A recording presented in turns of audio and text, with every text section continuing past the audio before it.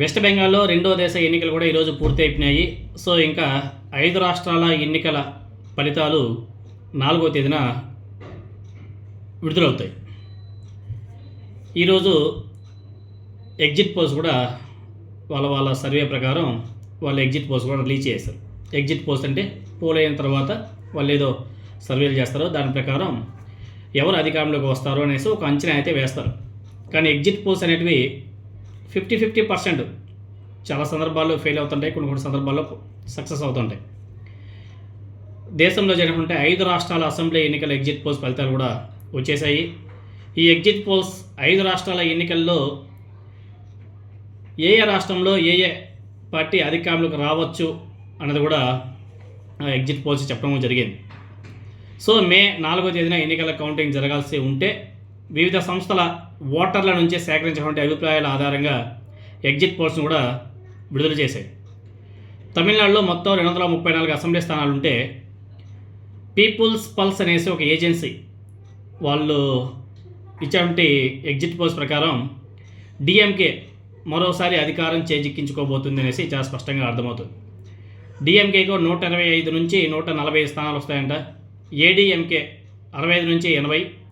TVK Vijay గారు ఇక్కడ చాలా ఇంపార్టెంట్ మెయిన్ ఫ్యాక్టర్ ఇదే, 18 నుంచి 24 సీట్లు గెలుచుకోబోతారు. ఈ సీట్లు చూసిన తర్వాత నాకు 2009లో ప్రజారాజ్యం పార్టీ ఏ విధంగా అయితే ఎలా అయితే అక్కడ కాంగ్రెస్, టీడీపీ, ప్రజారాజ్యం పార్టీ మధ్య పోటీ ఉండిందో అప్పుడు కూడా కాంగ్రెస్ పార్టీ రెండోసారి వైఎస్ రాజశేఖర రెడ్డి గారి ఆధ్వర్యంలో అధికారం చేజిక్కించుకునేది.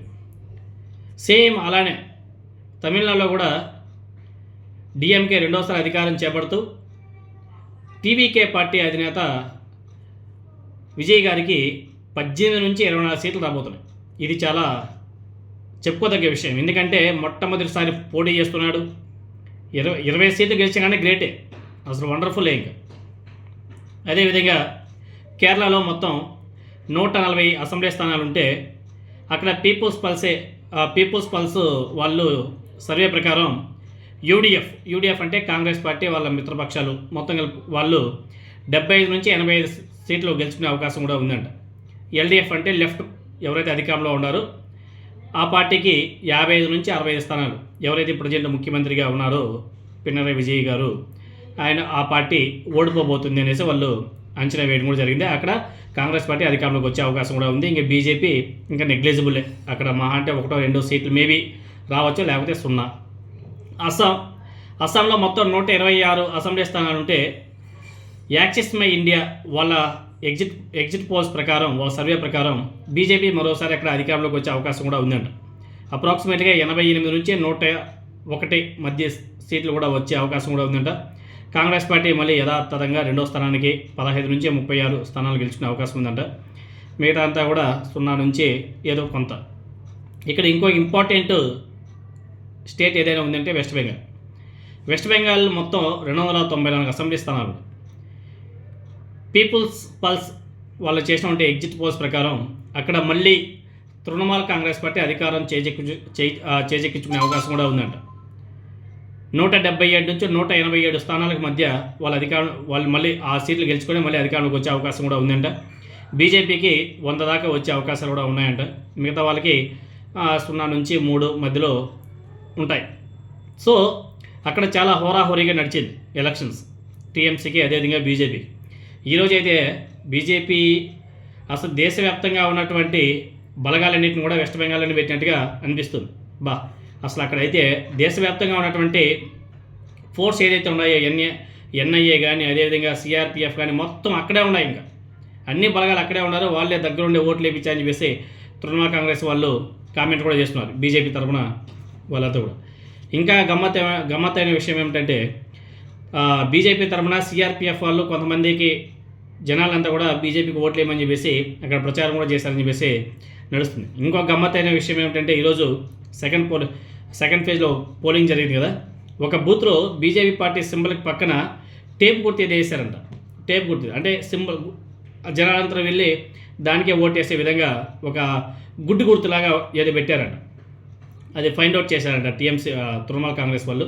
అక్కడ మళ్ళీ రీపోలింగ్ జరిగే అవకాశం కూడా కనిపిస్తున్నట్టుగా ఉంది.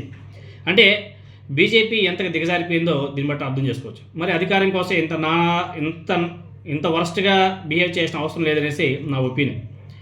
ఇంకా అదేవిధంగా పుదుచ్చేరిలో మొత్తం 30 సీట్లు ఉన్నాయి. అది కేంద్ర పాలిత ప్రాంతం, మీకు అందరికీ తెలిసిందే. పీపుల్స్ పల్స్ సర్వే ప్రకారం అక్కడ ఎన్ఆర్సీ అంటే ఎన్డీఏ పార్టీలన్నీ కూడా కలిపితే అక్కడ వాళ్ళకి వచ్చే 16 నుంచి 19 స్థానాలు వచ్చే అవకాశం ఉందంట. కాంగ్రెస్ 10 నుంచి 12 స్థానాలు. అక్కడ కూడా ఆల్మోస్ట్ హోరాహోరీగా ఉండొచ్చు అక్కడ కూడా. సో ఫైనల్గా అస్సాంలో బీజేపీ మరోసారి విజయం సాధించబోతుందని తెలుస్తుంది. రాష్ట్ర ముఖ్యమంత్రి ఎవరైతే ఉన్నారో శర్మ గారు, ఆయన నేతృత్వంలో ఆ పార్టీ మరోసారి అధికారంలోకి రావచ్చు. అదేవిధంగా axis my India exit poll ప్రకారం ఆ పార్టీకి 83 నుంచి 100 సీట్ల దాకా వచ్చే అవకాశం కూడా ఉందని చెప్పేసి వాళ్ళు చెప్పడం జరిగింది.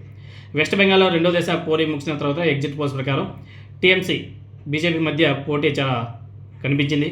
అధిక సంఖ్యలో పోలింగ్ శాతం నమోదు కావడం, ముఖ్యంగా మహిళా ఓటర్లు పాల్గొనడం ఫలితాల మీద ప్రభావం చూపే అవకాశం కూడా ఉన్నట్టుగా తెలుస్తుంది. తర్వాత తమిళనాడులో 234 నియోజకవర్గాల్లో ఒకే దశలో జరిగిన ఎన్నికల్లో 82% పైగా ఓటింగ్ నమోదైంది. ఎగ్జిట్ పోల్స్ ప్రకారం మళ్ళీ డీఎంకే ఆధిక్యం కొనసాగుతుందని చెప్పేసి అంచనాలు వేస్తున్నాయి. అదే సమయంలో టీవీకే విజయ్ గారు బీజేపీ కూడా కొన్ని ప్రాంతాల్లో ప్రభావం చూపే అవకాశం ఉందని చెప్పేసి తెలుస్తుంది. మరి చూడాలి. ఇంకా కేరళం ఎప్పట్లాగే అధిక ఓటింగ్ నమోదైన కేరళంలో ఎగ్జిట్ పోల్స్ స్పష్టమైన మెజారిటీని చూపడం కష్టం. సో ఎల్డీఎఫ్ యూడీఎఫ్ మధ్య పోటీ అయితే తీవ్రంగా ఉంటుందని చెప్పేసి తెలుస్తుంది. ఈ రాష్ట్రంలో ఓటర్ల అభిప్రాయం చివరి నిమిషంలో మారే అవకాశం కూడా ఉంటుంది. అదేవిధంగా అస్సాం 80% పైగా పోలింగ్ నమోదైంది అక్కడ కూడా. సో అక్కడ బీజేపీ అధికారంలోకి వచ్చే అవకాశం ఉందని తెలుస్తుంది.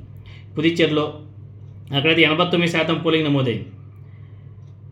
అక్కడ బీజేపీ ఆధ్వర్యంలోని ఎన్డీఏ ఆధిక్యం సాధించే అవకాశం కూడా ఉందని చెప్పేసి ఎగ్జిట్ పోల్స్ అయితే చెప్తున్నాయి.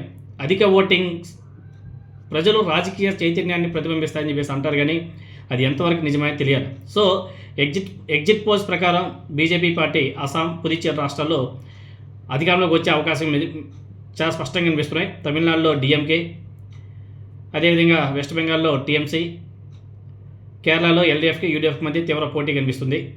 మరి మే 4వ తేదీ వరకు వేచి చూడాల్సిన అవసరం కూడా ఉంది.